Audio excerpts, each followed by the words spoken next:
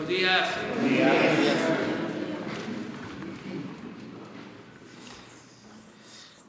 Bueno, el día de hoy vamos a ponernos al corriente, vamos a cumplir con el compromiso que hicimos de informarles sobre la situación de las estancias infantiles. Si ponemos en contexto este tema, debe de decirse que ha generado bastante polémica. Se llegó a mencionar de manera reiterada como campaña que estábamos cancelando lo de las estancias infantiles. Y así se quedó en el imaginario colectivo de que se cancelaban las estancias infantiles, cosa que no es cierto, pero una mentira que se dice muchas veces puede convertirse en verdad. Eso decía Goebbels, el propagandista de Hitler. Lo que se planteó desde el principio es de que todo el apoyo del gobierno se iba a personalizar, se iba a entregar de manera directa, sin intermediarios, porque era mucho el abuso y la corrupción. Se usaba a la gente y sobre todo a la gente humilde. Supuestamente se destinaban recursos para apoyar a la gente y ese dinero, esos apoyos no llegaban, se quedaban en el camino. O cuando llegaban, se entregaba poco, porque había moche, había piquete de ojo. Entonces se decidió que todo el apoyo del gobierno se entregue de manera directa, sin intermediarios. Habían organizaciones que recibían muchísimo dinero y los dirigentes de esas organizaciones se quedaban con una buena cantidad de ese dinero. Ahora se está avanzando para que el adulto mayor, la persona con discapacidad, el joven que recibe una beca, el que está como aprendiz, obtenga su apoyo con una tarjeta.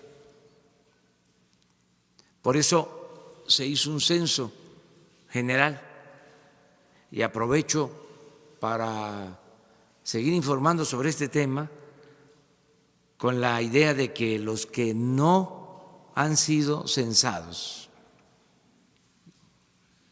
lo planteen y busquen a quienes hacen este trabajo y se movilicen con ese propósito, que lo censen, porque pueden haber adultos mayores que no estén recibiendo la pensión, porque no están en el censo. En este caso de los adultos mayores tenemos una meta de 8 millones y se están atendiendo cerca de 7 millones, es decir, falta 1 millón de adultos mayores que podrían ser beneficiados, pero que no han sido censados o no se les ha encontrado o no tenemos la manera de identificarlos. Cuando se decidió que los adultos mayores pensionados del ISSSTE y del Seguro también recibieran el apoyo, se solicitó al ISSSTE y al Seguro los padrones que utilizan para pagar las pensiones, y tuvimos un porcentaje de esos padrones con nombres o direcciones incompletas,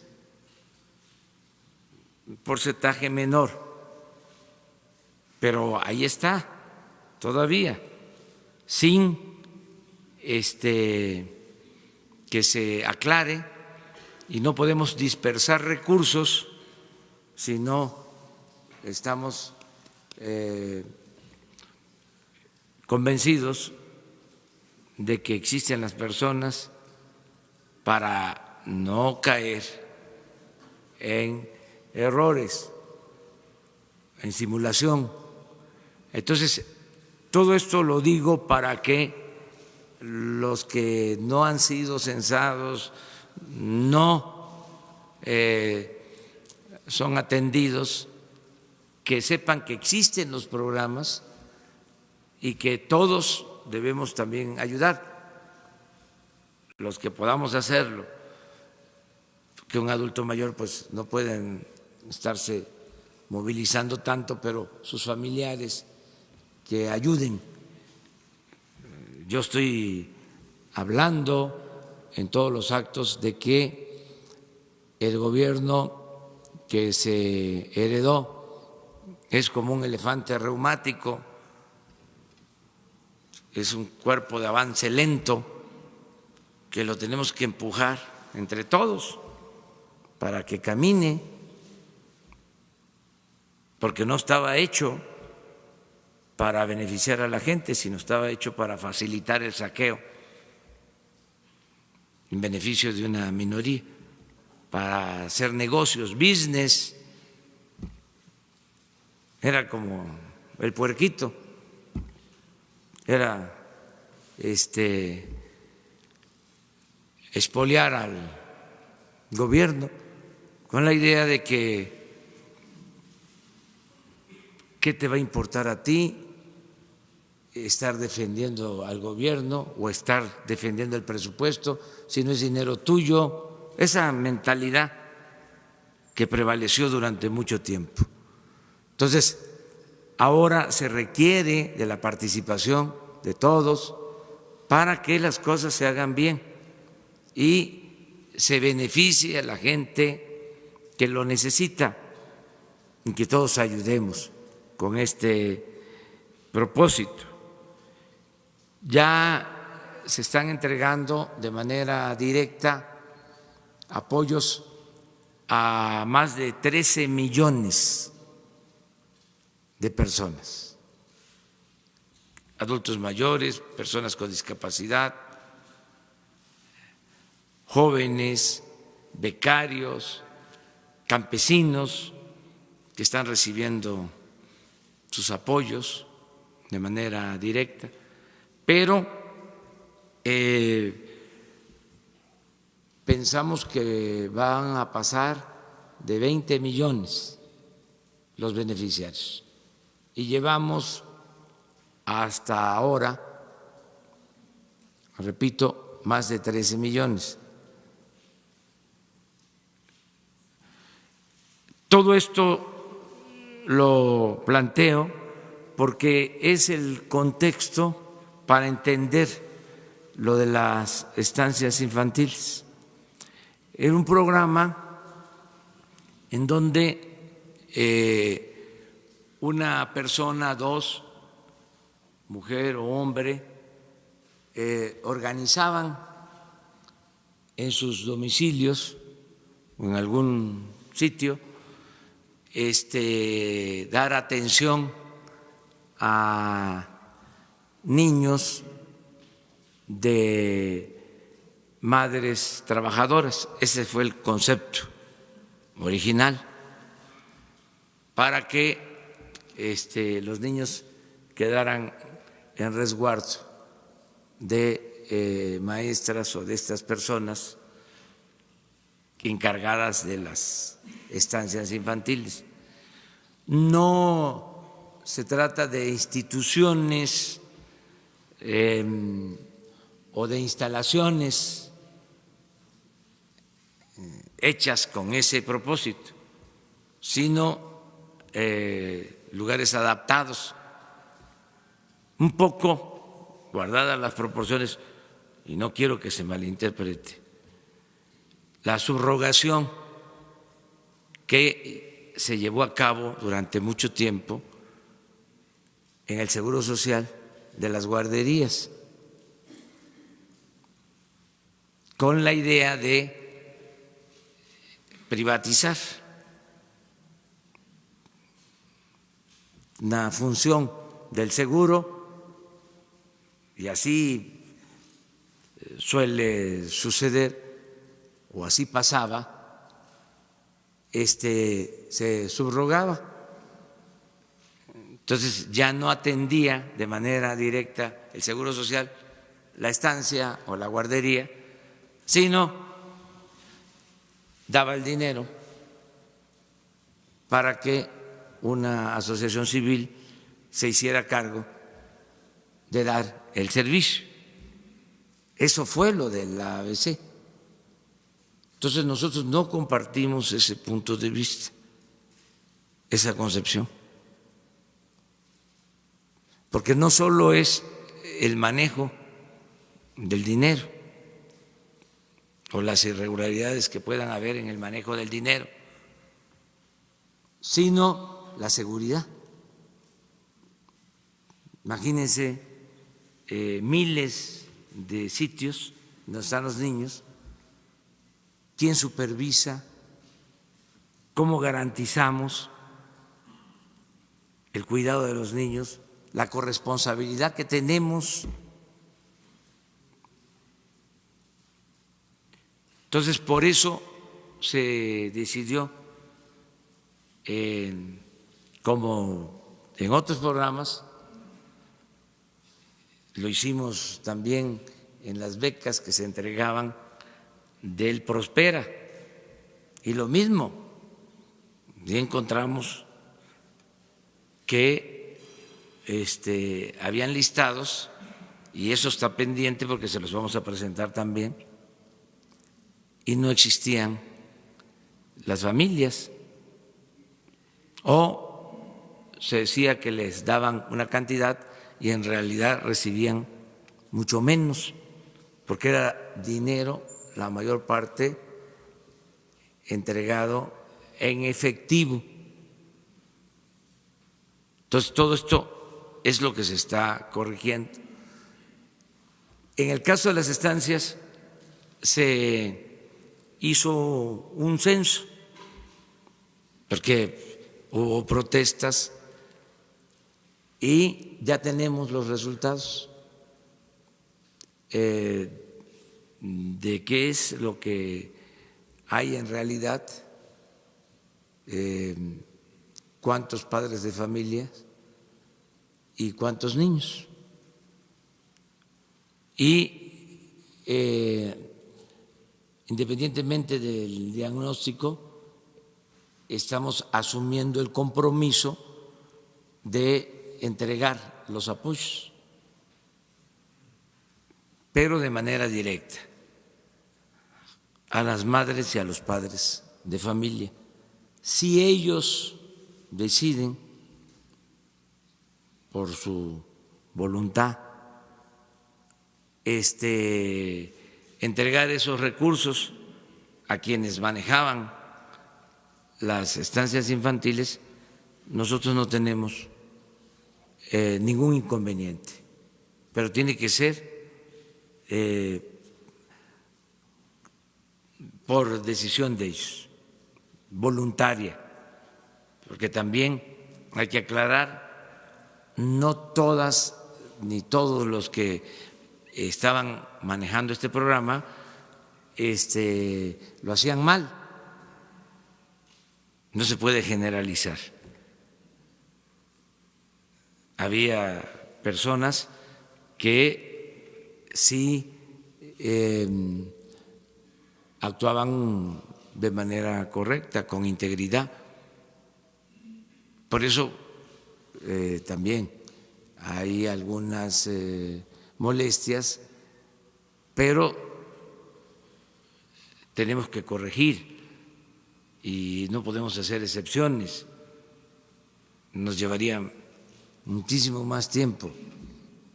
Además, consideramos que debe de cambiar el método, que tiene que ser entrega directa en todo. Esto me lo han recomendado mucho la misma gente. Me dicen, no nos dé el apoyo a través del gobierno. No solo no nos dé el apoyo a través de las organizaciones sociales, civiles, no nos los dé a través del gobierno, que no pase por las oficinas del gobierno. Eso es lo que me plantean. Entregue el apoyo de manera directa a la gente.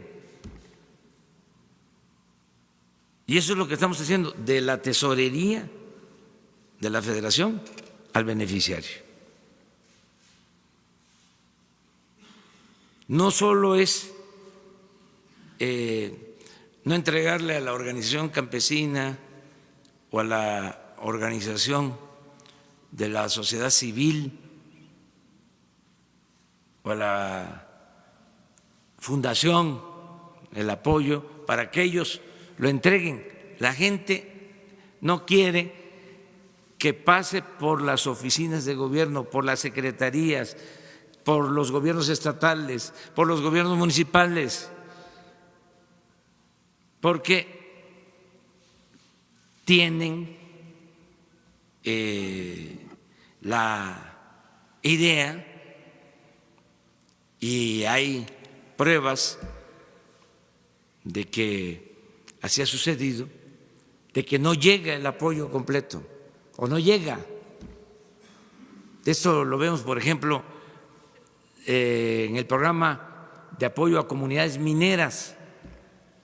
Se logró que una parte de los derechos cobrados por la explotación minera llegaran a las comunidades donde se lleva a cabo la extracción del mineral y donde se necesita por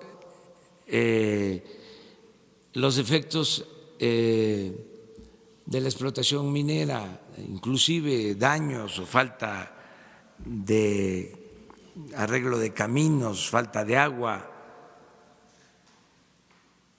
Y estamos hablando de hace 5 años que se aprobó esa ley. Y si se hace una auditoría técnico-administrativa, lo que ha bajado a las comunidades ha sido muy poco, porque se ha quedado en las instancias gubernamentales y ha sido desviado para otras actividades, ha sido transferido el recurso. Entonces ya no queremos eso.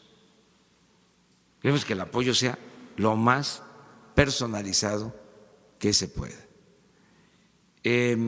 Vamos a explicarles, vamos a informarles cuál fue el resultado del censo que se hizo.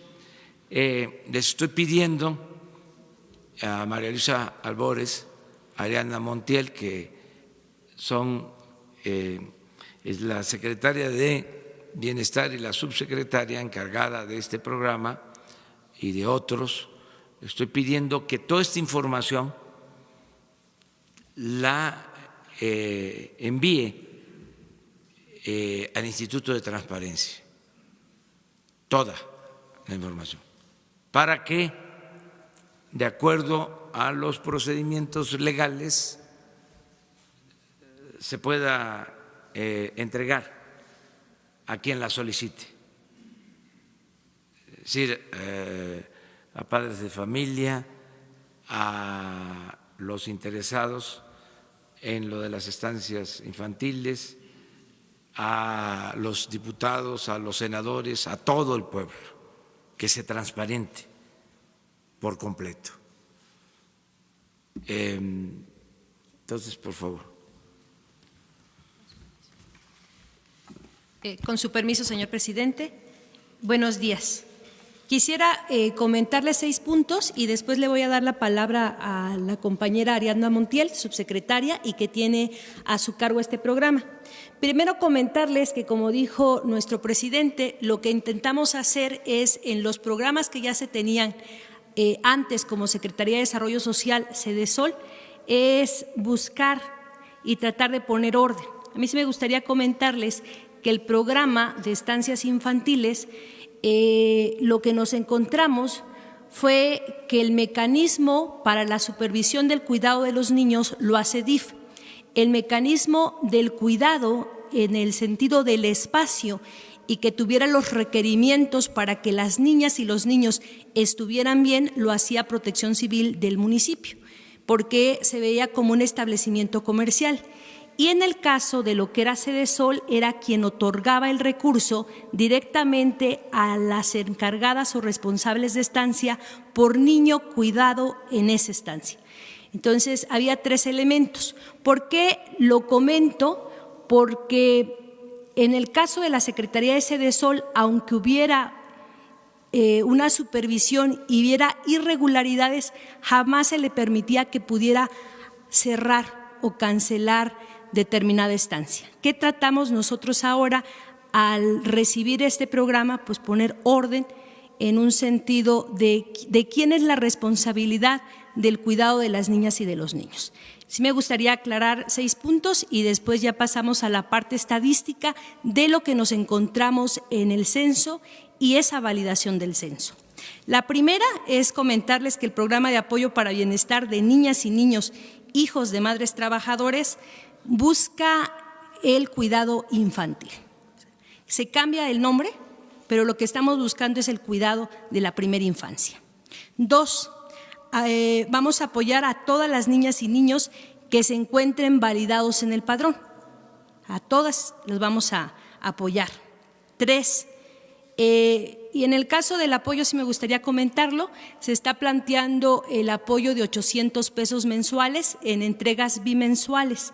Eso nos da 1,600 pesos. Sí me gustaría aclarar que el caso enero, febrero, marzo, abril correspondería a 3,200 pesos que se les va a estar ya entregando a quienes son responsables de la niña o niño, madre o padre. Esa dispersión se empieza mañana 4 de abril, ya en los diferentes lugares de la República. Y en el caso de niños con alguna discapacidad, el monto es de 3,600 bimensual, ¿sí? Entonces sería 7,200 la entrega que correspondería enero, febrero, marzo, abril. No dejaremos sin apoyo a ningún niño que lo necesite y que esté dentro de la validación. Comentarles que los cambios en el programa no implican el cierre de estancias infantiles. Podrán seguir funcionando siempre y cuando brinden un servicio de calidad y garanticen la seguridad de infantes, porque no nos corresponde a nosotros, como aclaró nuestro presidente. O sea, en un sentido, a nosotros como programa, el cierre o el funcionamiento de una estancia no nos implica a nosotros. Lo que nosotros haremos es que le llegue el recurso a la madre o al padre para que esa niña y ese niño tengan los cuidados. No se excluirá a ningún niño en caso de que haya fallado el proceso de validación. O sea, si hay un padrón y de repente alguien nos está viendo y por alguna cuestión no fue validado, se puede validar. Es un proceso, no está cerrado. Habrá un periodo para que las madres o padres de familia soliciten el acceso a los apoyos y podrán hacerlo en las delegaciones estatales de la Secretaría de Bienestar. Y 6, los apoyos pues ya van a ser entregados de manera directa, porque esos son de los cambios. Ya lo explicó presidente, cómo es los cambios para todos los programas y sobre todo los programas integrales de bienestar, donde su objetivo es que llegue de manera directa a quienes están dentro del programa. Y doy paso y la palabra a la compañera Ariadna.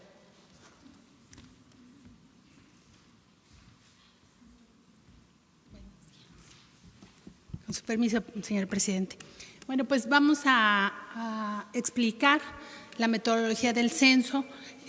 Como ya explicó el presidente, en general todos los programas tienen que ser verificados antes de que pasemos a la entrega de los recursos, porque ha sido una constante que nos hemos encontrado inconsistencias, por lo cual, aunque hemos invertido tiempo en esto, decir que este es el motivo del retraso, hacer una validación física en las viviendas a través de los servidores de la Nación, a quienes les agradecemos mucho el esfuerzo que realizan todos los días.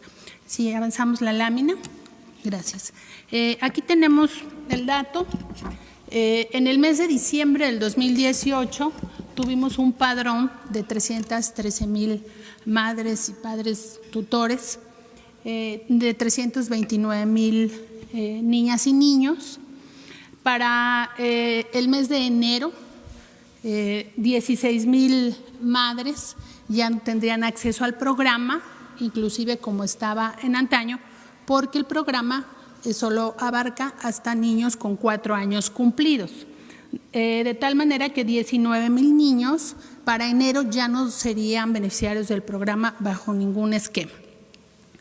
Entonces, bajo el padrón de enero de 2019, estamos hablando de 296,000 madres de familia y 310,000 niños, porque hay madres de familia que tienen 2 niños que estaban dentro del programa. En el recorrido que se hizo casa por casa, pudimos incorporar al programa 203,000 mamás y 213,000 niños. El resto, que son 93,000, poco más de 93,000 madres de familia y padres, representa 97,000 niños que no localizamos. Y hay un catálogo de motivos por los cuales no fueron localizados e incorporados al padrón. Principalmente porque los domicilios son inexistentes. Las personas no son localizadas en el domicilio que está registrado. Es decir, que 93,000 madres de familia no pudieron ser verificadas. Algunas son de cambio de domicilio en la misma colonia y al enterarse que estaba haciéndose el censo se pudo recuperar la incorporación de ellas y de los niños y las niñas también a este padrón. Y 874 madres de familia no aceptaron el programa, que representa el 0.3%. Decir que de estos 203,000 padres, madres o tutores, todos han aceptado por escrito con su firma que el modelo que se les está planteando del programa es correcto y lo aceptan. Ya tenemos la aceptación, insisto, con firma autógrafa de cada una de las cédulas que se les presentó para validar sus datos, que sean correctos, sus domicilios y demás, para poder pasar al proceso de bancarización y entregarles una tarjeta para que, como todos los programas del Gobierno de México, pueda hacerse a través de este mecanismo y no haya nadie en la intermediación de la entrega del apoyo. Como ya lo explicó, sí, avanzamos. Como ya lo explicó la secretaria, ha habido inconsistencias. Aquí colocamos en esta lámina los puntos, digamos, que encontramos con mayor consistencia, o se presentaron de manera permanente. Domicilios inconsistentes, calles que no corresponden a las colonias. Esto pasó en los 32 estados. Este mecanismo de que las calles no corresponden a las colonias pasó en los 32 estados y es la gran parte de los 93,000 registros que no están localizados.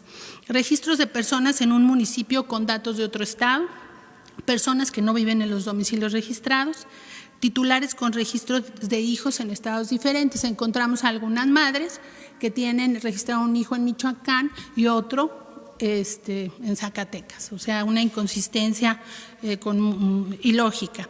Niñas y niños que no asisten a la estancia, que nunca asistieron o que dejaron de asistir antes de diciembre del 2018. Estancias sin funcionamiento desde el 2018, cuando se les preguntaba si acudían a determinada estancia, referían que esas estancias no existían ya desde el 2018. Y cambios de domicilios no reportados, tratamos de hacer un esfuerzo en campo de localizar a las que hubieran tenido un cambio de domicilio en la misma zona, pero algunas refieren que hace algunos meses o años ya no viven en ese lugar. De tal manera que ese es, digamos, de manera general el contexto que encontramos en el censo. Como ya lo indicó el presidente, vamos a mandar la información bajo el marco legal de protección de datos, sobre todo de los niños y las niñas, a los órganos de transparencia para que esta información esté a disposición de quien guste consultarla. Tenemos todas y cada una de las cédulas, insisto, con la firma autógrafa de los padres de familia, que nos va a permitir pasar al tema del pago. ¿Sí, damos adelante? Gracias.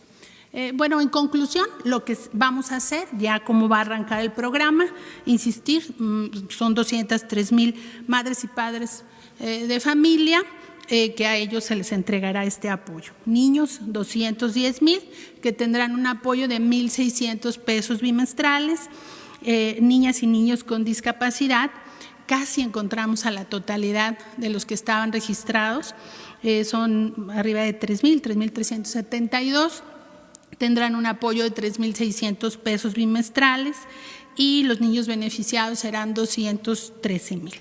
De tal manera que para este cuatrimestre llegamos, porque vamos a pagar los 2 bimestres juntos, son 666.7 millones de pesos que se entregarán por única vez con una orden de pago a través de Telecom, y a la vez vamos a entregar las tarjetas para que los siguientes pagos podamos tener ya el proceso de bancarización, pero debido al retraso, quisimos ya sacar la orden de pago, van a recibir su apoyo de manera inmediata y haremos durante este mes la bancarización, de tal manera que ya en el siguiente bimestre puedan cobrar a través de la tarjeta. Este es el informe. Pues esto es lo que queríamos informarles. Como complemento, porque es interesante el tema, decirles que se ejercieron el año pasado alrededor de 3,000 millones en este programa.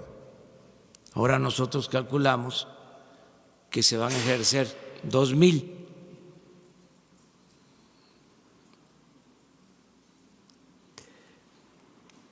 Esto implica un ahorro, aún cuando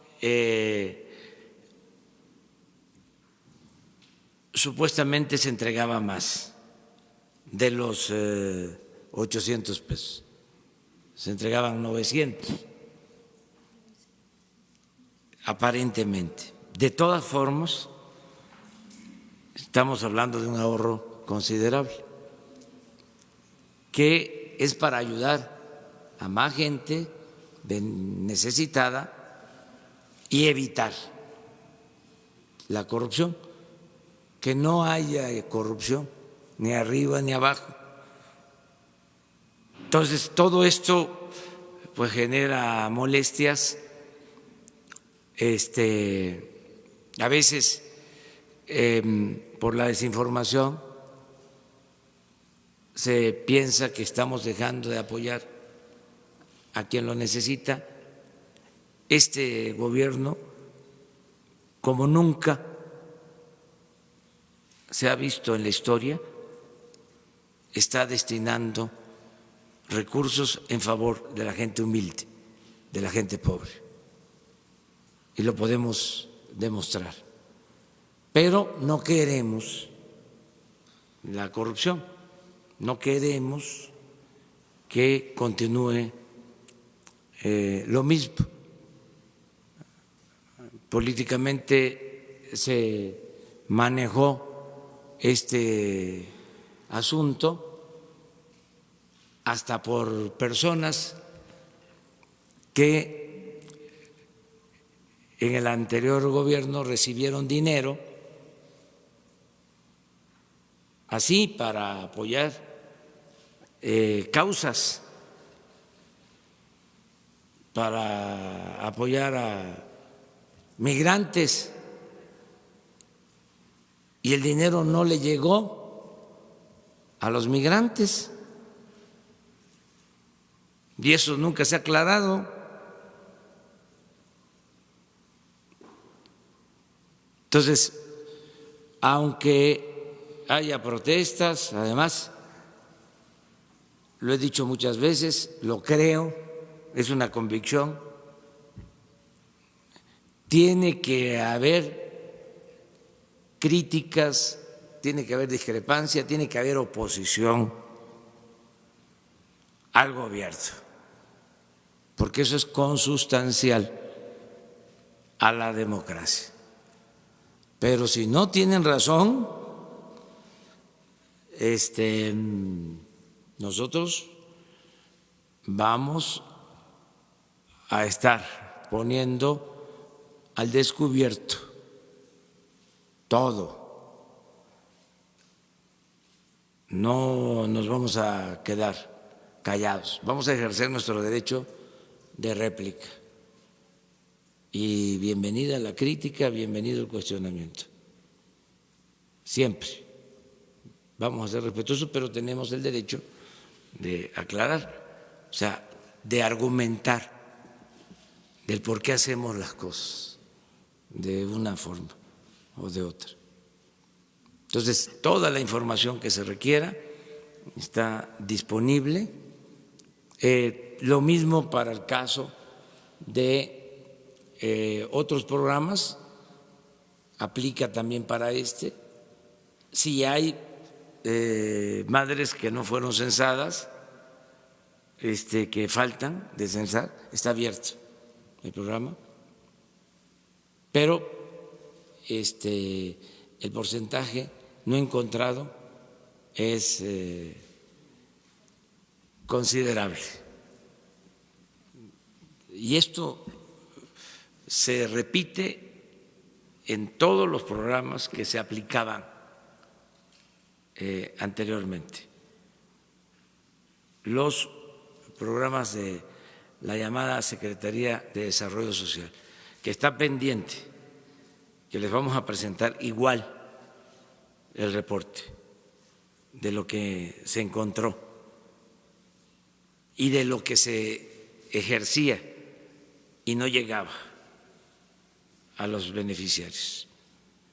Muy bien, pues eso es básicamente.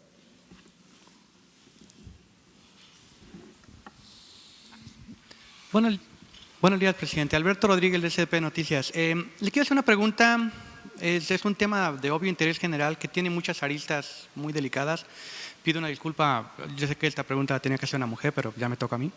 Le quiero hablar sobre las denuncias del movimiento Me Too. Pese a que la mayoría de las denuncias formales no son atendidas, pues en México hay niveles muy altos de impunidad, y pese a que señalar a un abusador supone un riesgo para la víctima, muchas voces desestimaron las acusaciones anónimas y ahora hasta están culpando a las denunciantes por la muerte de Armando Vega Gil, el músico que se suicidó hace unos días. ¿Qué puede hacer el gobierno federal para atender las legítimas denuncias y, sobre todo, para generar confianza en el sistema y que las mujeres puedan acudir a las instituciones que corresponden para obtener justicia? Gracias. Pues es un tema que debe de atenderse.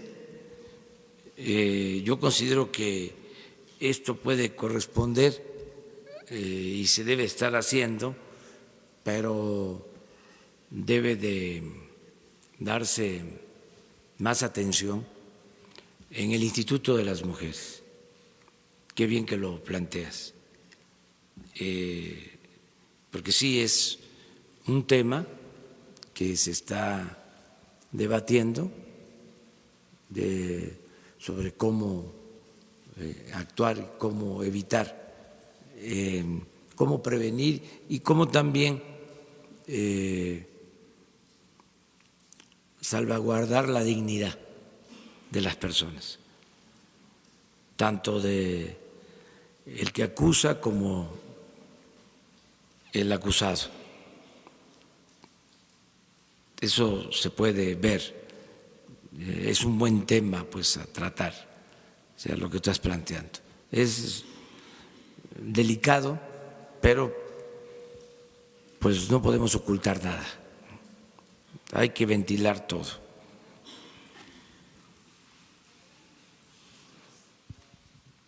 A ver, ustedes dos.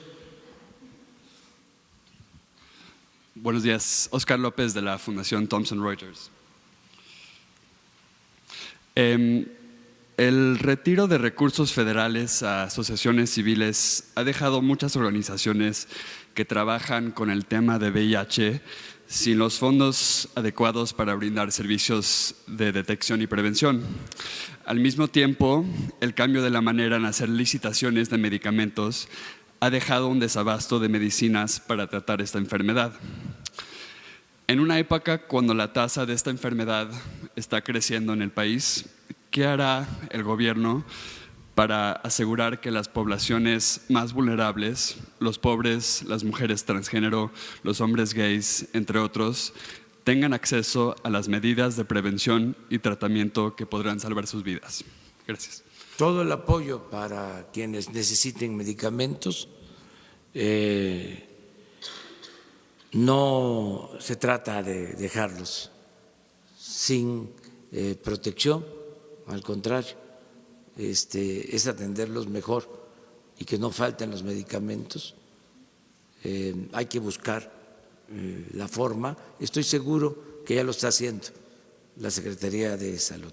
Lo que queremos es acabar con la corrupción en general, porque ese es el cáncer que destruye a México.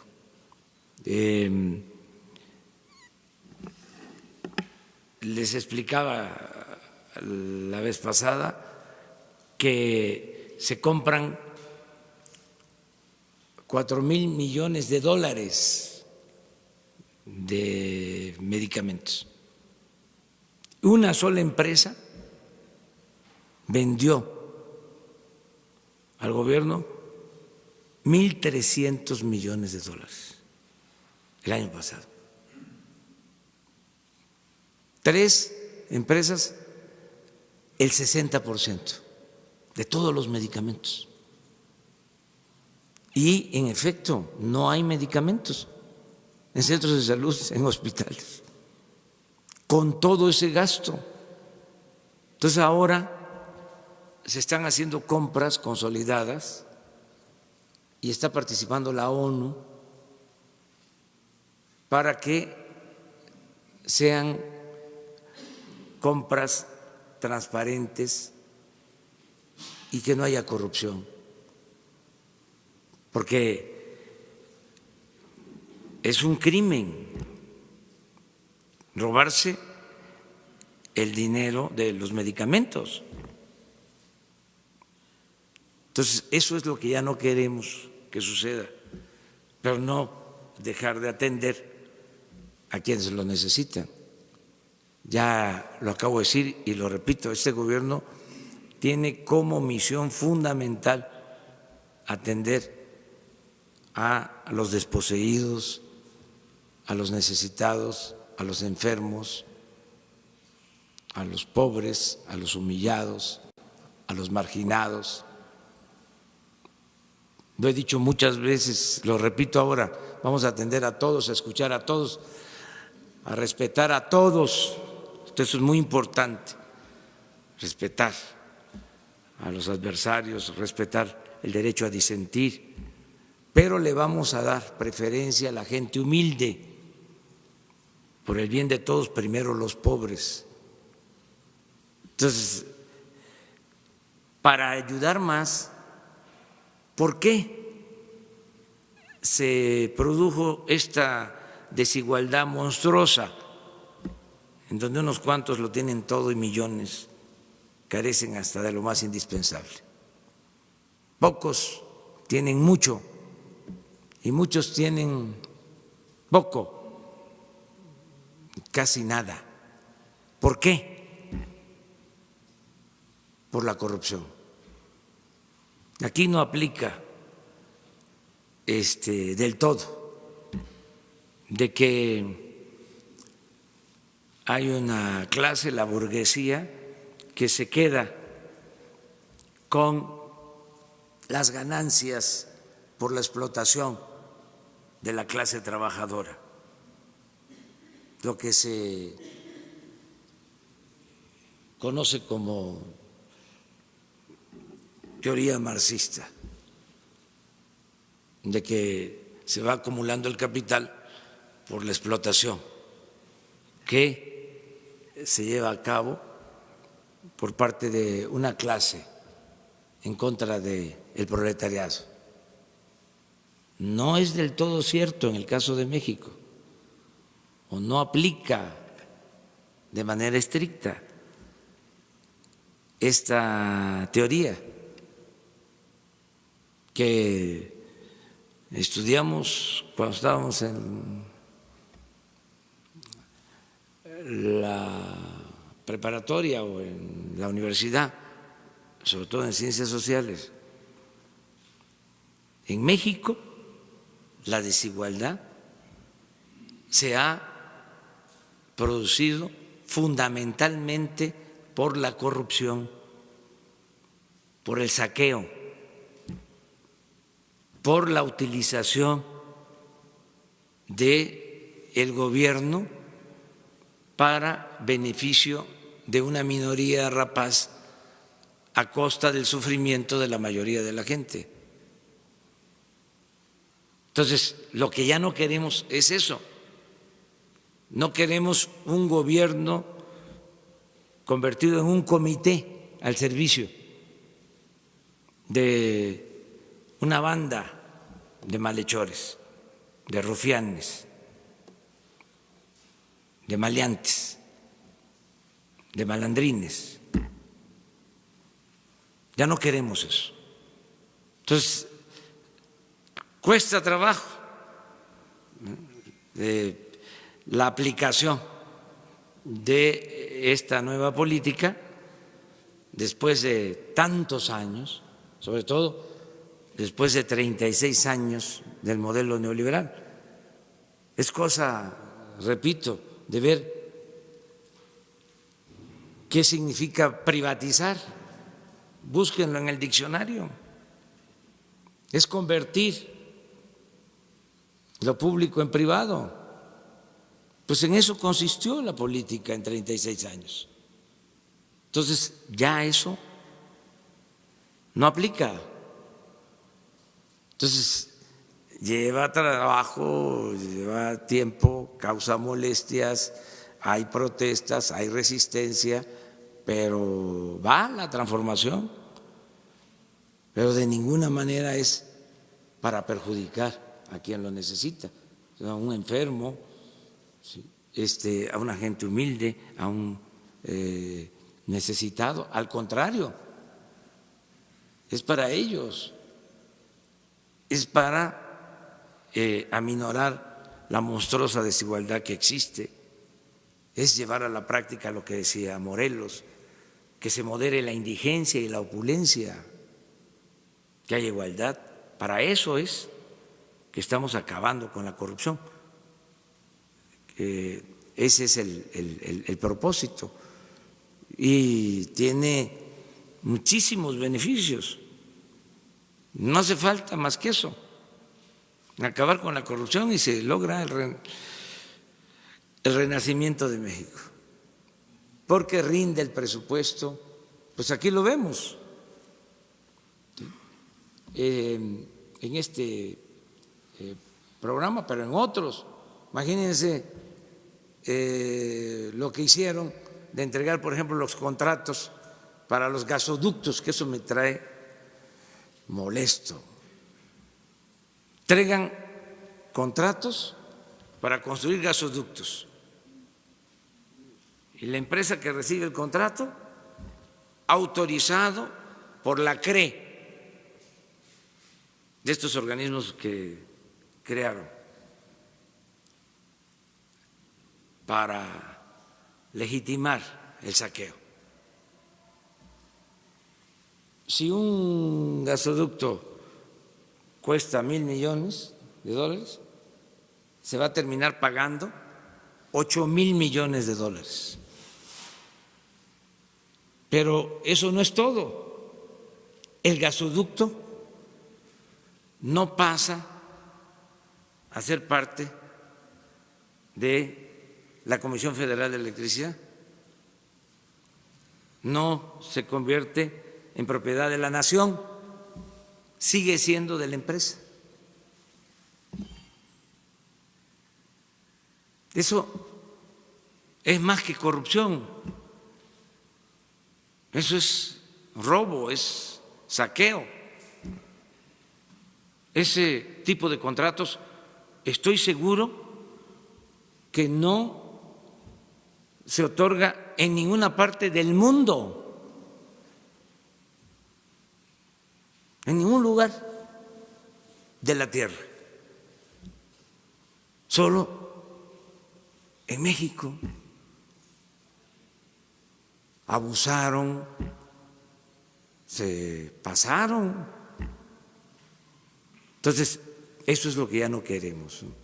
Entonces, yo entiendo que puede haber preocupación y de buena fe, bien intencionada, de quienes piensan de que con estas medidas que estamos tomando se va a afectar, ¿no?, los derechos de los ciudadanos y de la gente que necesita apoyos. De ninguna manera, de ninguna forma. Sí, señor presidente, Demián Duarte, de Pasión por los Negocios, Proyecto Puente, Política y Rock and Roll Radio. Vengo de Sonora, presidente. Bueno, y primero le quiero agradecer a nombre de todos los sonorenses las 2 visitas que nos hizo en el mes de marzo. Lo esperamos más seguido por allá. Como vengo de Sonora, le quiero plantear temas que son de interés de los sonorenses en particular. Tenemos, usted sabe, Sonora es el principal estado minero del país. Ahorita abordó usted el tema del fondo minero. Y tenemos la inquietud en Sonora, creo que también se ha planteado en Chihuahua en particular, de cómo van a ser las reglas de operación para la entrega de los recursos del fondo minero, que ya más o menos estamos en tiempo, y se asume que a Sonora le corresponden alrededor de 1,200 millones de pesos. Sin embargo, no ha habido una claridad respecto a cómo se van a orientar estos recursos. Quisiéramos conocer su perspectiva al respecto. El otro tema también se relaciona con minería. En particular, usted sabe, porque yo lo vi en URES, en específico en la campaña, tenemos un problema con los derrames que ya van a cumplir 5 años, este agosto que viene. El asunto es que hubo un fideicomiso al que Grupo México aportó 2,000 millones de pesos y bueno, sabemos que se aplicó una parte del fideicomiso, estuvo al frente del fideicomiso Rodolfo Lassi Tamayo, pero hubo una opacidad por alrededor de 800 millones de pesos. Se ha reclamado que se audite y se informe cómo se aplicaron esos recursos y quisiéramos saber, bueno, si hay una perspectiva para que haya una remediación total de los daños ambientales que provocaron estos derrames. El otro tema, señor presidente, tiene que ver con su presencia en San Luis Río Colorado recientemente. Usted habló y refirió el tema de los combustibles en la frontera. En Sonora tenemos 11 municipios que son beneficiarios, sin embargo no ha llegado el tema de la baja en los precios de la gasolina como se ha esperado. Tenemos 3 meses con la zona libre, se entiende que es un elefante, un cuerpo de lento desplazamiento, sin embargo, bueno, los sonorenses esperan una respuesta al respecto. Y el tercero, en términos temáticos, estamos preocupados porque tenemos una reserva de la biosfera, incluso es la reserva más grande de América Latina, se llama El Pinacate. Está tomada desde inicios del mes de marzo por ejidatarios que reclaman derechos de propiedad, no dejan entrar ni siquiera al personal de control de la Semarnat, mucho menos a visitantes, y esto pues provoca una preocupación fuerte porque se trata de una reserva que es incluso más grande que estados completos como Tlaxcala, Colima o Aguascalientes. Quisiéramos, saber si existe la posibilidad de que el gobierno federal intervenga al respecto. Muchas gracias, señor presidente. Muy bien, sí, muy buenas tus preguntas. Ahora me vas a estar recordando una por una, pero vamos a darle respuesta. Y qué bien que estás aquí. Y esto que también sirva para invitar a periodistas de los estados para que hagan sus planteamientos, porque esta conferencia la ven muchos ciudadanos, ¿no? De Sonora y de todo el país. Entonces, sí, contestarte. Primero, decirte que hay el compromiso, y a mí me sirve mucho para empujar el elefante, hay el compromiso de terminar la carretera, ¿sí?, que atraviesa Sonora para abril o para mayo, que no se puede pasar de ese tiempo. O sea, informo a los sonorenses.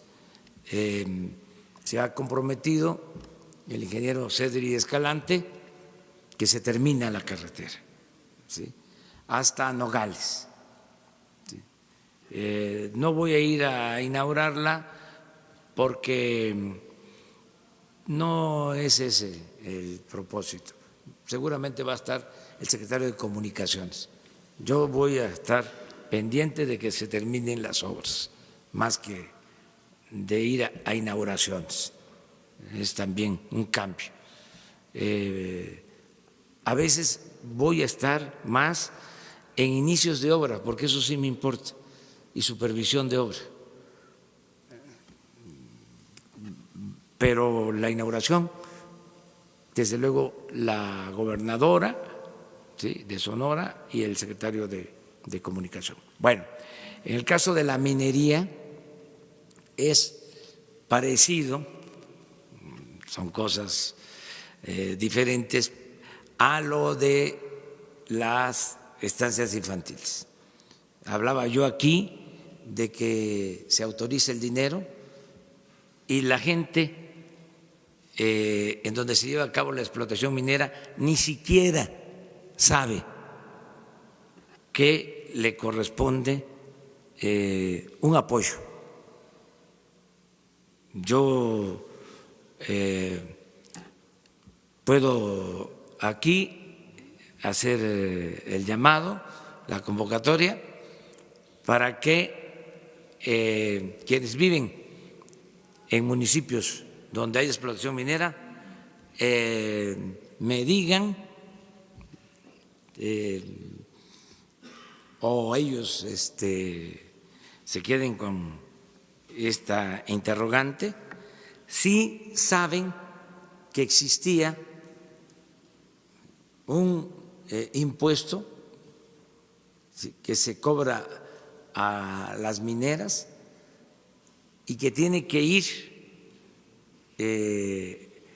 a las localidades, a los pueblos donde se lleva a cabo la extracción minera.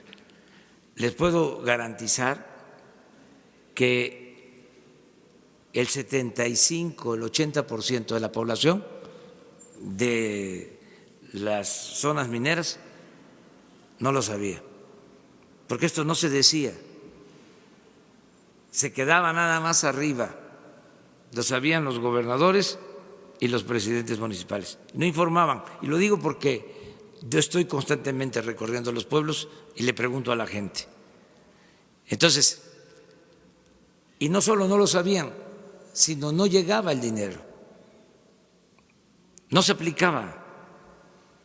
Entonces ahora, en las nuevas reglas de operación, queremos que se apoye de manera directa a la población con esos fondos. Si en Sonora son más de 1,000 millones, que se entreguen de manera directa.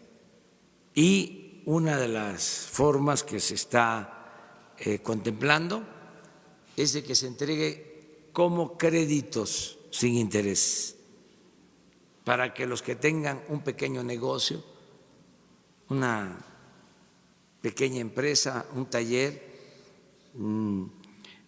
tengan un crédito sin interés, ¿sí?, le llamamos tandas para el bienestar, y que puedan ir pagando mensualmente.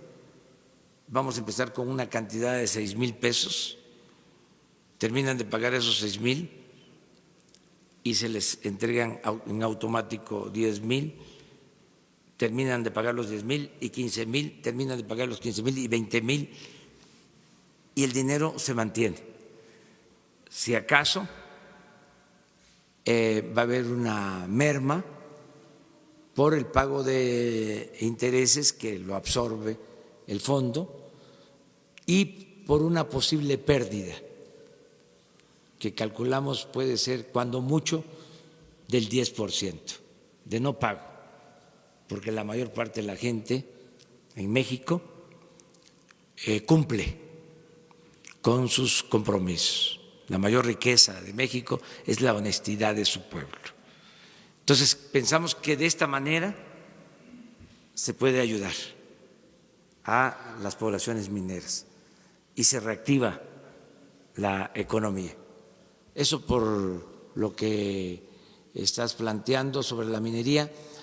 Desde luego, algunas autoridades, sin tener todos los elementos o por querer manejar los fondos como era antes, sin transparencia, se inconformaron y presentaron una controversia constitucional diciendo que nosotros no podemos decidir sobre las reglas de operación de este programa. Nosotros sostenemos, el gobierno federal, que sí podemos tener injerencia para decidir sobre cómo se aplican los fondos. Esto ya está en el Poder Judicial. Vamos a esperar que el Poder Judicial resuelva sobre esta controversia. Acerca de los daños que causó el derrame de desechos de las minas o de la mina del Grupo México en Sonora, en efecto se creó un fideicomiso, pero hay inconformidad, ¿sí? Acerca de el funcionamiento de las plantas de tratamiento. Algunas se instalaron, otras no, y se está revisando este proceso. Decirle a la gente que se va a revisar cómo se aplicaron los fondos y qué se invirtió, qué no se invirtió, y vamos a informar acerca de el tema de la gasolina en la frontera, presidente. El tema de la gasolina, tienes razón, es lo mismo, es empujar el elefante. Estuve por allá, fui a San Luis Río Colorado y ahí sí se está aplicando, sí, pero no en Caborca ni en Nogales. Entonces ya tiene instrucciones la secretaria de Economía, Graciela Márquez, para que sea uniforme, que sea en toda la frontera. Lo mismo quitar trabas para la disminución del impuesto sobre la renta y para la disminución del IVA del 16 al 8%. Lo que sí se está aplicando bien, me consta, es lo del aumento al salario mínimo, pero falta el complemento, o no se está aplicando del todo el programa de zona libre en la frontera, pero ya estamos trabajando sobre eso. Tenemos problemas en Agua Prieta y en Puerto Peñasco también, presidente, en el tema de la gasolina en particular. Se lo comento porque me tocó recorrer directo. El caso de Peñasco, o sea, sería Sonoita, o sea, porque son las poblaciones fronterizas. Ya Puerto Peñasco ya no está en la zona fronteriza. Acuérdate que son 25 kilómetros de la línea divisoria. Entonces, de todas formas lo vamos a ver. ¿Qué otra cosa me preguntaste? Sin abusar de su tiempo, presidente, pero el tema de la reserva de la biosfera del Pinacate para Sí. nosotros es muy importante porque recibimos visitantes de todo el mundo y es una de las, digamos, imágenes icónicas de nuestro estado, es donde protegemos la fauna y la flora de nuestro desierto, ¿no? Tomamos nota y desde ahora se ve, y mañana en la mañana, en la reunión de seguridad, que coordina precisamente un sonorense, Alfonso Durazo, le vamos a pedir que atienda este asunto, el gabinete de seguridad. Eso fue todo. A ver, tres compañeras, dos y Sara. Gracias, señor. Bueno, sí. Gracias, señor presidente. Sandy Aguilera, de Grupo Larsa Comunicaciones. Actualmente, en distintos estados del país se utiliza el sistema de multigrado en planteles o instituciones. En la mayoría de los casos no están habilitados los docentes y no están capacitados estas instituciones para atender esta problemática. ¿Tiene contemplado en su gobierno mejorar y habilitar los centros escolares para que se busque la inclusión de la niñez? Sí. Gracias. Es una muy buena pregunta y son de los temas más preocupantes en la educación. Ya ven cómo se politiza todo, se carga de ideología y los temas más interesantes se hacen a un lado. Este tema. Hay miles de escuelas que son atendidas por 1 o 2 maestros, los 6 grados. O sea, eso es lo de multigrados. Un maestro atiende a niños de primero, de segundo y de tercero. Otro maestro a niños de cuarto, quinto y sexto. Entonces, por la dispersión poblacional que existe, estamos buscando cómo mejorar este sistema. Hay opciones. Existe una opción que es la de la creación de los centros integradores de servicios. Estamos trabajando en eso. O sea, vamos a constituir 8,000 centros integradores, que son poblaciones más abajo en población, con menos población que las cabeceras municipales, pero más cercanas a las poblaciones pequeñas dispersas.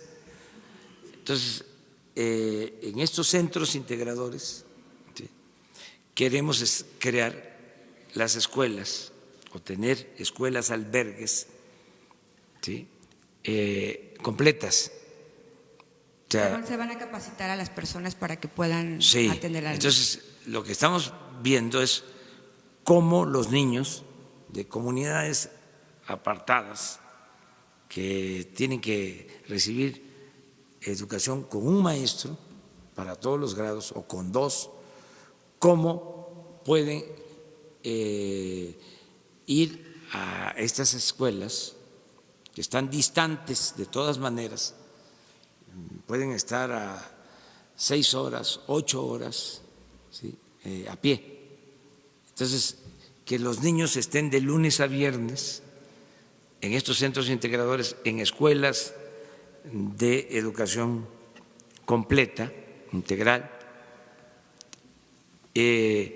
también con actividades relacionadas con la producción, con oficios, ¿sí?, talleres, ¿sí?, actividades agropecuarias, ¿sí?, en albergues, que puedan vivir ahí, que puedan tener alimentación y irse los viernes por la tarde a sus comunidades con sus padres. y regresar muy temprano el lunes o los domingos. Estamos trabajando sobre esto. Hay ya modelos que han funcionado, donde se han aplicado, y concentrar lo más que se pueda, porque estamos hablando de poblaciones muy pequeñas, donde son escuelas con 40 alumnos, 50 alumnos. Entonces, no se puede tener un maestro por cada grado. Entonces, estamos trabajando en eso. Qué bien que lo planteas, que esos son de los grandes problemas. No tengo el dato exacto, mañana lo voy a tener, pero estoy seguro, ahí sí me dejo de llamar Andrés Manuel, que la mayoría de las escuelas son multigrados en el país. Entonces, cuando hablan de, si me dejo de llamar Andrés Manuel, puedo quedar como Andrés o como Manuel, pero sí son miles. Y es importante pues, tocar este tema, porque esto ni se sabe, no se conoce. Los defensores de la mal llamada reforma educativa se van por otro lado, o sea, no atienden esto, que es lo que debería de importarnos. Luego, otro tema, la deserción escolar. En esas situaciones muchos niños ya no pueden seguir estudiando. ¿Sí? La deserción en el nivel medio superior, que es preocupante, los que entran a la preparatoria y no terminan, es el porcentaje mayor. Entonces, son los temas que tenemos que atender en lo educativo. Quedamos cerca de la compañera. Buenos días, presidente. Soy Jocelyn Gutiérrez, de Político. Perdón. Jesús, ¿no puedes ver el dato? 43% de las escuelas. Ya perdí. 43% de las escuelas son multigrado. Sí, muchísimas. Jocelyn Gutiérrez, de Político.mx, para preguntarle dos cuestionamientos, presidente, y si me permite hacerle una pregunta a las secretarias de Bienestar. Comenzando primero, que el Senado ya aprobó la elegibilidad de las ternas para la CRE. De hecho, esta misma semana podrían ser votadas para elegir a los próximos comisionados de la comisión, ¿no? Senadores como Xochitl Gálvez siguen criticando los perfiles que usted mandó al Senado. En este caso, ¿qué les pide usted o cuál es el llamado que le hace a la oposición en este caso? También para preguntarle sobre el gobernador de Tabasco, Adán Augusto, desmintió a la asociación de alto al secuestro, declaró que no hay un aumento en este delito en el estado y también declaró que aumentó lo que es el homicidio doloso debido al huachicol y al narcotráfico. Me gustaría saber qué piensa usted sobre la situación actual de la seguridad en su tierra natal, Tabasco. Bueno, ojalá y se aprueben las ternas que se enviaron para la CRE. Hay diferencias, es natural, porque también es otro método. Antes se negociaba ahí los partidos, 2 partidos para mí y 2 para el otro. Así era, y ahora ya no es así. Entonces ahí andan con sus listas queriendo meter ellos a sus allegados. Y además es un asunto, pues imaginen, la CRE, que fue la que autorizó todos estos contratos leoninos. O sea, son los representantes, o eran representantes, de grupos de intereses creados, hasta con conflictos de intereses. Entonces, no les conviene. Ahora, son técnicos y es gente honesta la que se envió. Entonces, el otro día un periódico, ¿no? La prensa fifí, diciendo que uno de los que envié vende perfumes.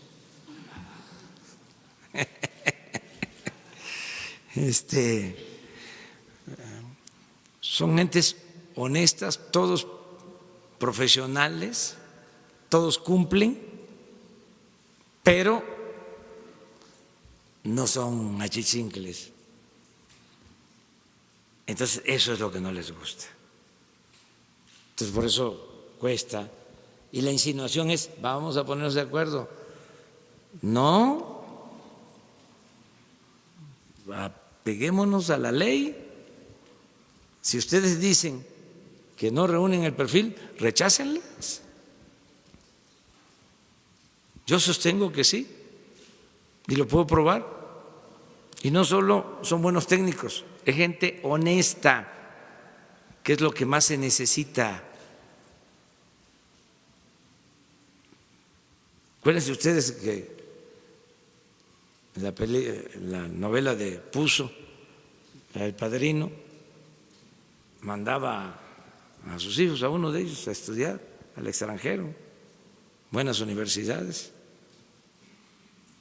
O sea, eso no es garantía, nada más el nivel académico. Además, no confundan educación con cultura, que ese es otro cambio. O sea, hay veces que se piensa que los grados académicos son como equivalentes a títulos nobiliarios y que ya dan patente para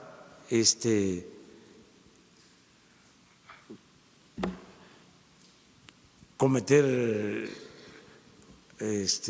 actos de corrupción. Porque viene de estudiar en una universidad del extranjero famosa, de gran prestigio, ya por eso, ¿no? Pues es experto. Pues no. Entonces, son buenos técnicos, todos, conocen de la materia. El otro día fue el ingeniero Celestino, ya se los platicaba. Dije aquí, es uno de los que va en la terna. Es el que sabe más de refinería en este país. Y le dije, el asunto es que tiene 85 años, pero lúcido y activo y trabajador. Y dije aquí que tenía 85. Y me dijo, le agradezco, licenciado, porque no tengo 85, tengo 90, pero como ya es un decreto presidencial, ya tengo 85. Ya me quedo como 80. Pero es una gente que sabe, pues es uno de los que está ahí propuesto. Entonces vamos a esperar a ver qué resulta.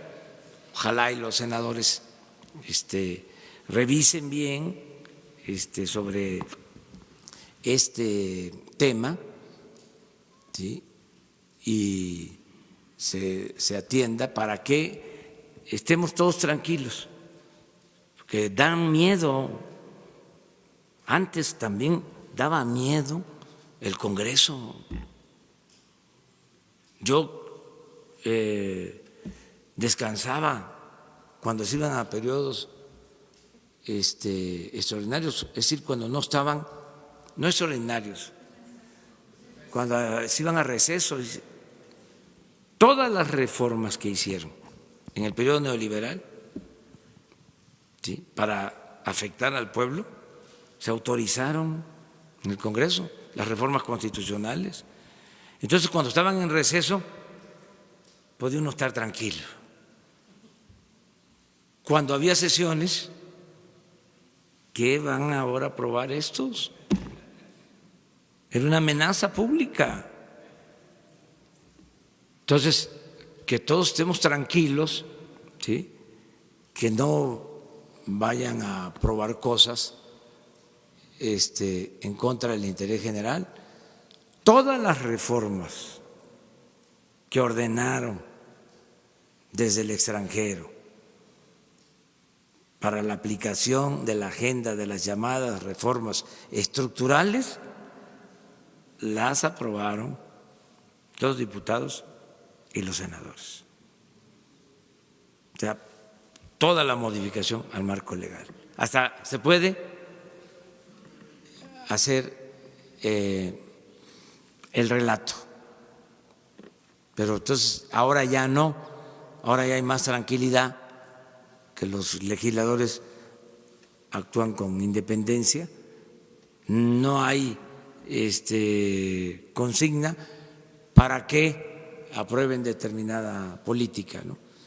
Entonces, eso es lo que puedo contestarte. Ojalá y se resuelva pronto.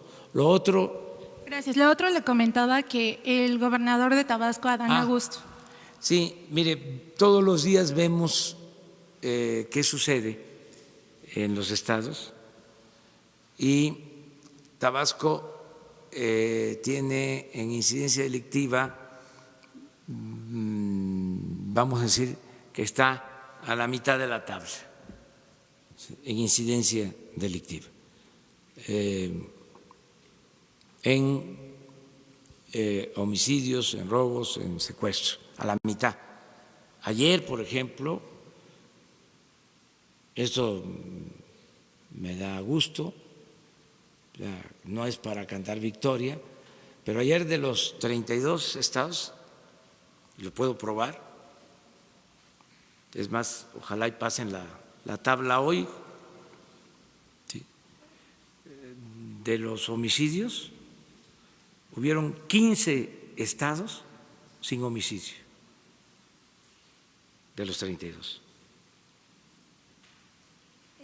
Eso es alentador, claro. Eso fue ayer, ¿sí? Alrededor de 70 homicidios el día de ayer. Entonces, todos los días estamos viendo. Por ejemplo, ayer de los estados con más homicidio, Chihuahua y a ver si el Estado de México, a ver si me equivoco. Miren, eso fue lo de ayer, homicidios. Pero cuenten donde no hubo. ¿Cuántos son?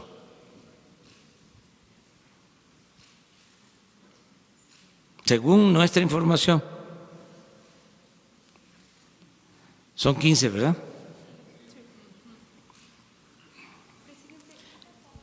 62. Hay otras fuentes, pero la nuestra es esa. Entonces les hablaba yo de Chihuahua, 10, y el Estado de México. Presidente, y aquí nos preguntamos si hay alguna forma Por cierto, de que pueda… ¿Tabasco cuántos tiene? Bueno, no hubo ayer. ¿Esa incidencia la podría presentar diariamente con base en las reuniones de gabinete? Es una forma de medir y de… Nosotros estamos desde las 6 de la mañana viendo esto.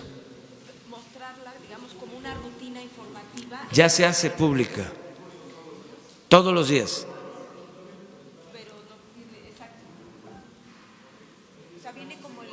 Ya, va por estado. Sí. Pero todos los días, esta es nuestra preocupación. Pero no solo nos preocupamos, nos ocupamos. Y a partir de esto es que tomamos decisiones. Por ejemplo, si Baja California traemos 4, cuando llegamos a tener solo en Tijuana 20, es que nos está funcionando el plan. Por ejemplo, Guanajuato, que siempre había estado arriba, ¿cuántos trae ahora? 2. Y Jalisco es otro estado complicado. ¿Cuánto trae? 4.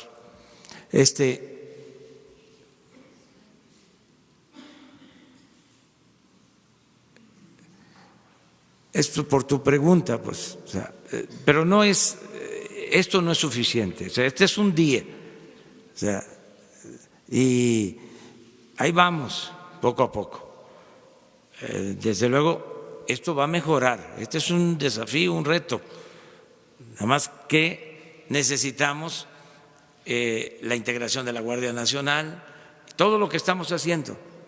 Pronto les vamos a presentar, muy pronto, estamos trabajando el plan para reducir el consumo de drogas en jóvenes, porque estamos convencidos que si no bajamos el consumo de la droga, si sigue aumentando el consumo de droga,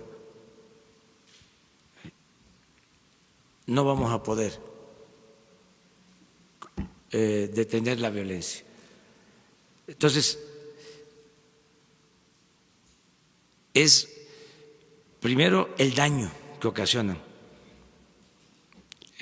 las drogas que se están consumiendo, el cristal, las famosas cocinas. Entonces, queremos, es como un plan de atención a los jóvenes. También alcohol, porque, por ejemplo, ayer se... Alcohol, pero sobre todo nos preocupa mucho lo de las drogas sintéticas, porque son altamente destructivas, o sea, y tenemos que detener el consumo, o sea, de los jóvenes. Y ya estamos trabajando para eso. O sea, va a haber un plan, así como lo hicimos con el huachicol, de que dijimos va a enfrentarse esto, así estamos haciendo el plan para lo de la atención a los jóvenes. Yo le preguntaba por el alcohol porque ayer se publicó una encuesta en la que refería, digamos, el índice de alcoholismo, se enfocó más al, digamos, a jóvenes entre 18 y 29 años que tienen que ver con el programa de jóvenes, y se decía que al menos 1 de cada 10 está inmerso en el alcoholismo. Sí, estamos trabajando en el diagnóstico para saber, o sea, no se puede transformar una realidad que no se conoce. Entonces, queremos conocer bien cómo está el consumo, cómo se ha comportado el consumo de alcohol, el consumo de droga de un tiempo a la fecha. Porque es muy grave el aumento en el consumo, porque la población mexicana, por nuestras culturas, no hay que olvidar que la cultura es la que nos salva siempre. Entonces, por nuestras culturas, por la cohesión de las familias mexicanas, la familia mexicana es la institución de seguridad social más importante del país. Entonces, últimamente ha habido mucho problema de desintegración de las familias. Entonces, no había tanto consumo no se incrementaba el consumo en el país, era más tráfico. Entonces, tenemos que atender el tema, porque si enfrentamos el incremento o detenemos el incremento, frenamos el incremento del consumo, lo disminuimos, vamos a poder garantizar la paz y la tranquilidad. Es que la adicción lleva, ¿sí?, a la consumación de otros delitos, induce a que se cometan otros delitos, además de el daño que provoca, o sea, la destrucción de los jóvenes. Entonces, ese es un tema importantísimo, que es un tema prioritario que vamos a atender. Ya estamos trabajando sobre eso y ya esto va a ser acompañado por una campaña, pero no queremos nada más la campaña, no es nada más no consumas o no caigas en las garras de los delincuentes o no te destruyas, sino dar opciones, alternativas, ¿sí?, a los jóvenes, tanto a los jóvenes para que no caigan en la drogadicción, campaña preventiva. Hay madres que me dicen, le encargo lo de la atención a los jóvenes, desesperadas, o sea, por eso la comunicación con la gente, porque las mismas mamás, los padres están preocupados por esto. Entonces, primero lo preventivo y también que ya cuando haya adicción, ¿cómo? ¿Sí? Recuperar a los jóvenes. Por eso también el programa Jóvenes Construyendo el Futuro es preventivo, o sea, de que el joven tenga opciones, tenga alternativas, pero no es suficiente. Hace falta un plan integral, que es el que vamos a trabajar. Ayer la Marina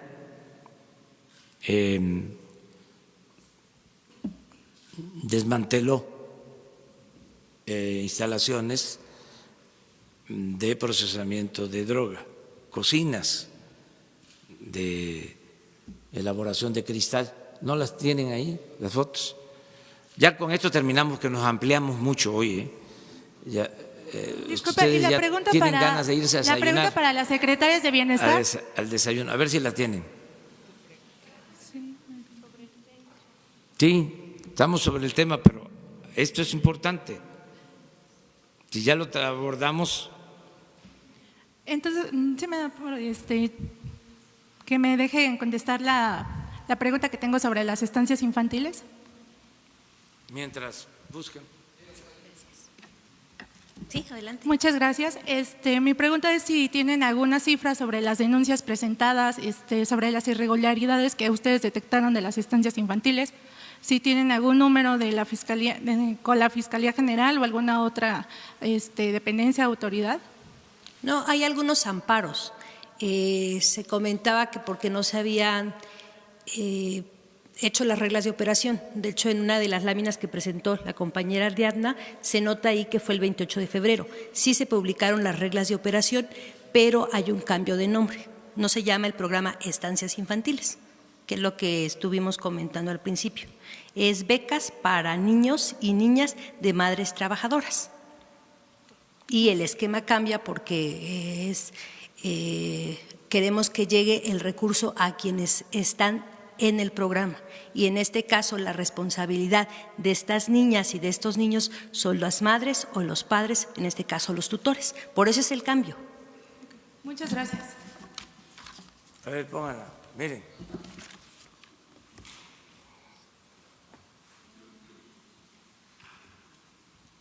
Este es un problema.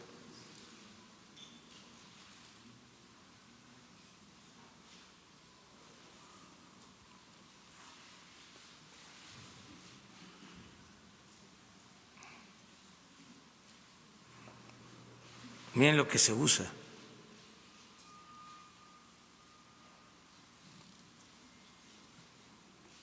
Esto es terrible, destructivo. ¿Mande? Sinaloa. A Jesús les entrega el informe. Esto por lo general, esto no lo damos a conocer siempre porque pues tiene que ver con las acciones que se llevan a cabo, pero ahora como sale el tema y nos importa mucho lo del plan de prevención, y nos están viendo, ¿sí?, que se sepa para que ya todos ayudemos también en este plan, así como se ayudó con lo del huachicol, que nos ayuden todos. Vamos a rescatar a los jóvenes, nunca más darle la espalda a los jóvenes. Muy bien, terminamos con Sara. Mañana nos vamos a ver y pasado mañana por cierto, vamos a estar en Jalisco. Buenos días, presidente. Preguntarle, por un lado, en el tema de la frontera, esta lentitud en los cruces, entendemos que hay algunos cierres parciales en algunas garitas. Si usted tiene informes de qué impacto económico tiene estos cierres y qué se va a hacer para evitarlos, o esta lentitud. Y por otro lado, si se está hablando con autoridades de Estados Unidos, y en este mismo tema, ¿cómo toma usted el discurso del presidente Trump, que por un lado dice que hay una emergencia nacional hoy en la mañana y ayer decía que México está haciendo mucho por detener a los migrantes? ¿Hay detenciones de migrantes en la frontera sur del país? Gracias. Tengo otra pregunta, si quiere después. Sí, mire, es un tema que ya se está atendiendo. Hay muy buena comunicación con el gobierno de Estados Unidos. El secretario de Relaciones Exteriores, Marcelo Ebrard, tiene comunicación permanente. Nosotros estamos ayudando, lo vamos a seguir haciendo para que se evite un conflicto, que mantengamos abierta la frontera. Hasta ahora les puedo decir que están abiertos los cauces, las garitas, no hay ningún problema. ¿La lentitud qué implica? ¿Cuánto implica de pérdidas? No es significativa, no hay problemas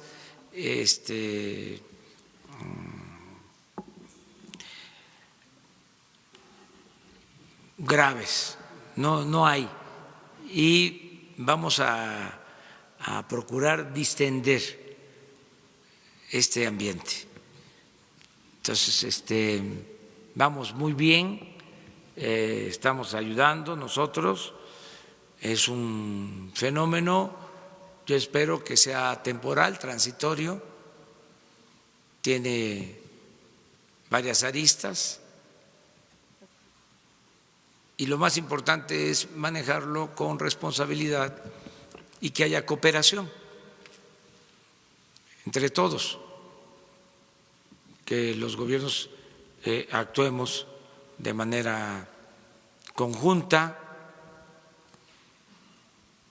que se mantenga la comunicación en la frontera. No nos conviene a nadie el cierre de fronteras. No es lo más recomendable. Yo celebro que ya el gobierno de Estados Unidos esté reconociendo que nosotros estamos ayudando, lo vamos a seguir haciendo. vamos a seguir apoyando con mucho cuidado, con mucha cautela, porque se trata de un fenómeno que surge por la desatención a la gente. Yo les hablaba que hay que atender las causas, hay que implementar programas de desarrollo de inmediato en Centroamérica. Ya nosotros estamos actuando en ese sentido. Y apenas, bueno, los deportados mexicanos es un porcentaje menor. Tiene que ver esto con nuestros hermanos centroamericanos, pero no los culpamos. Esto tiene que ver con la necesidad. Por eso tenemos que cuidar nuestra frontera, que se aplique la ley respetando derechos humanos. No hay detención de migrantes en la frontera sur de centroamericanos.